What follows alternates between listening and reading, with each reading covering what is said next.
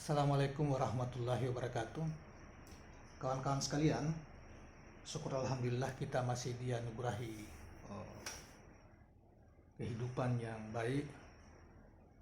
Kita masih dianugerahi nafas kehidupan. Mudah-mudahan kita semua senantiasa dalam keadaan sehat walafiat, yang kita bisa dapat menjalankan tugas-tugas sehari-hari. Saudara, kali ini kita kembali hadir di channel Juanda Bakar channel, Juanda BKR channel, channel dan kali ini kita akan mengikuti ulasan kata-kata hikmah dari seorang ulama arif billah, yang mungkin kita kurang mendengar namanya populer karena beliau juga sebetulnya jauh sebelum kitab Al-Hikmah dari Ibnu Athaillah Iskandar yang sangat populer di kita, setidaknya di Indonesia. Itu sebetulnya ada kitab yang ditulis oleh Abu Madyam Al-Maghribi yang juga bernama kitab Al-Hikam Al-Gausiyah, yang diterjemahkan dalam bahasa Indonesia sebagai Jalan Kalbu Para Perindu Tuhan. Nah, memang ini tetapi saya menemukan kitab-kitab ini juga sudah lama, sudah ada juga terjemahan ke Indonesia. Selain juga ada kitab Al-Hikmah, kitab hikmah dari Ibnu Athaillah As-Sakandari. Mungkin sekadar pengetahuan kita saja bahwa Syekh Abu Madyan Al-Maghribi ini hidupnya atau wafat pada tahun 594 Hijriah. Beliau adalah kelahiran di salah satu kota di Sevilla, satu kampung yang lebih kecil lagi di Sevilla, sekarang ini Spanyol. Kemudian beliau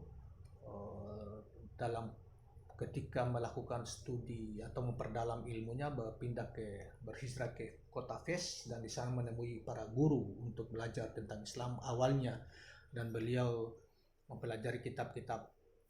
Menurut sejarah ringkas beliau, ya kitab-kitab yang didalami pertama adalah kitab seperti yang ditulis oleh Imam Al-Ghazali, Ihya Ulumuddin dan seterusnya. Saudara sekalian, kitab yang ada di tangan kita, yang Al-Hikam Al-Gausiyah, yang diterjemahkan dalam bahasa Indonesia dengan Jalan Kalbu Para Perindu Tuhan, ini merupakan kitab kumpulan nasihat atau wejangan-wejangan dari Syekh Abu Madyan Al-Maghribi. Kita langsung saja ke dan mendengarkan ulasan wejangan beliau dan mendengarkan ulasan yang ada di dalam kitab ini. Saudara sekalian, beliau mengatakan bahwa Allah Subhanahu wa Ta'ala hanya bisa dilihat oleh orang yang sudah mati. Yang belum mati tidak dapat melihatnya. Ungkapan hikmah di atas menunjukkan dua kedudukan perjalanan orang yang mencapai kedudukan sempurna, yaitu orang yang ditarik mendekat kepada Allah kemudian meniti jalan, dan orang yang meniti jalan kemudian ditarik mendekat kepadanya. Orang yang ditarik mendekat kepada Allah kemudian meniti jalan adalah orang yang mendapat inayah atau pertolongan Allah terlebih dahulu, inayah Allah atau pertolongan Allah terlebih dahulu melalui tersingkapnya hijab. Tentunya kalau hijab kan semua kita mengerti apa yang kita maksud dengan hijab. Tirai, penutup. Pelimpahan cahaya fana dari makhluk serta kehidupan dan kedekatan kehadiratnya. Setelah ia ditarik ke sana, barulah kemudian disempurnakan dengan suluk atau perjalanan rohani. Sementara orang yang meniti jalan rohani kemudian ditarik mendekat kepada Allah adalah orang yang terlebih dahulu menitip jalan rohani sehingga mencapai tingkatan mati. Ketika itulah hijab tersingkap sehingga ia termasuk golongan hamba yang bisa menyaksikan keagungan Allah Subhanahu wa Ta'ala. Dengan mata hatinya ia melihat akhir segala yang ditampakkan kepadanya di awal perjalanan.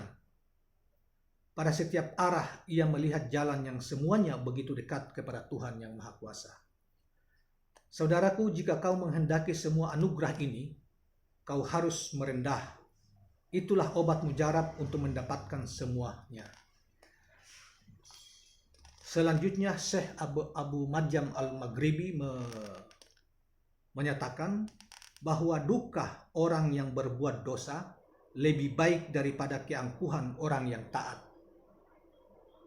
Saya ulangi, duka orang yang berbuat dosa lebih baik daripada keangkuhan orang yang taat. Syekh Abu Abbas Al-Mursi suatu ketika didampingi seorang ahli ibadah yang dikenal juhud, tetapi Syekh tidak menyambutnya dengan hangat. Lalu datang seorang yang berlumur dosa dan Syekh menyambutnya dengan muka cerah ceria. Ketika hal itu ditanyakan kepadanya, ia menjawab, "Tak kuperdulikan orang yang pertama karena aku melihat pada dirinya tanda-tanda kesombongan dan kebanggaan akan ibadahnya. Sebaliknya kusambut orang yang kedua dengan gembira karena aku melihat tanda-tanda penyesalan dan kerendahan hati pada dirinya." Saudara sekalian, selanjutnya dijelaskan bahwa penyesalan si pelaku maksiat menjadi sebab Syekh radhiyallahu anhu menyambutnya, sementara keangkuhan dan kebanggaan orang yang taat menjadi sebab Syekh mengacuhkannya. Keadaan serupa tergambar dalam kisah terkenal tentang Bani Israel. Diceritakan bahwa suatu ketika seorang ahli ibadah berkumpul dengan pelaku maksiat di suatu tempat. Pelaku maksiat itu mendekat si ahli ibadah seraya berbisik dalam hatinya, "Semoga dengan mendekatinya Allah mengasihi diriku." Namun si ahli ibadah malah menjauh karena angkuh dan merasa tidak layak didekati orang itu. Seketika Allah menurunkan wahyu kepada Nabi yang hidup pada masa tersebut. Keduanya telah memulai kembali amalnya. Amal si ahli ibadah sepanjang hayatnya terhapus lantaran kesombongan dan keangkuhannya, sementara semua dosa pelaku maksiat diampuni karena duka dan penyesalannya. Saudaraku, perhatikan bagaimana amal yang dilakukan sepanjang hayat terhapus begitu saja akibat kesombongan dan keangkuhannya. Perhatikan pula bagaimana dosa yang begitu banyak diampuni semata-mata karena rasa duka dan penyesalan sang hamba. Saudara sekalian, kita harus memelihara sikap tawaddu dan rendah hati. Jangan sampai kamu memelihara sikap sombong dan tinggi hati. Demikianlah kata-kata hikmah yang disampaikan oleh Syekh Abu Madyam Al-Maghribi yang kemudian disyarah. Di syarah itu dijelaskan, diberi penjelasan oleh Ibnu Ilan As-Siddiq As-Safi. Terima kasih kawan sekalian, mudah-mudahan bermanfaat dan menjadi panduan kita dalam bertingkah beribadah kepada Allah Subhanahu wa taala.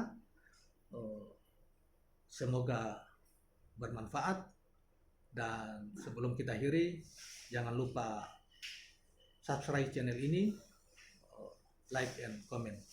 Terima kasih. Assalamualaikum warahmatullahi wabarakatuh.